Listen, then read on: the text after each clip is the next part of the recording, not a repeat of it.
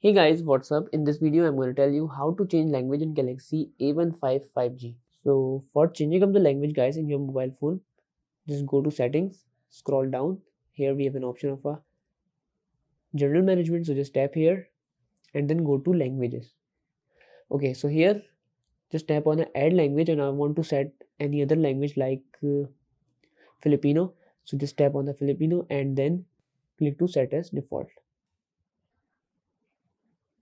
So as you guys see, the language is now completely changed to Filipino. And if you guys want to change it to English again, so just tap or hold press English, hold this icon and make it upward.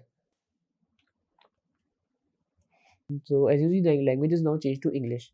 And make sure guys, the first language is the priority of the mobile phone. So you have to make the language upward so that it will be select.